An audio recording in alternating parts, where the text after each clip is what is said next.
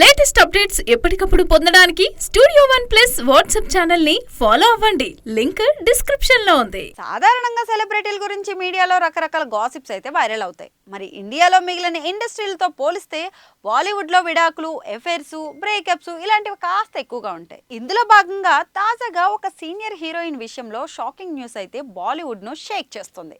పెళ్లి కాకుండానే ఆ హీరోయిన్ తల్లి కాబోతుందట అంటూ ఫోటోలు కూడా వైరల్ అవుతున్నాయి.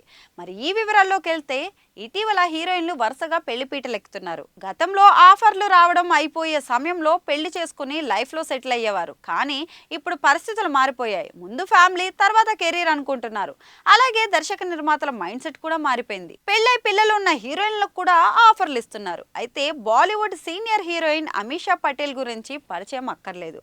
తన అందం, నటనతో టాలీవుడ్, బాలీవుడ్ను ఒక ఊపు ఊపారు. ఇక అమీషా పటేల్ సోషల్ మీడియాలో ఎంత యాక్టివ్గా ఉందనే విషయం కూడా తెలుసు. అయితే తాజాగా దుబాయ్ వెకేషన్లో ఎంజాయ్ చేస్తూ షేర్ చేసిన ఫోటోల్లో వైరల్ అవుతున్నాయి. బీచ్లో చిలుక పచ్చ కలర్ బికినీ ధరించి మ్యాంగో ఫ్లేవర్ ఐస్ క్రీమ్ తింటూ ఫోటోలకు పోజులు ఇచ్చింది ఈ ముద్దుగుమ్మ.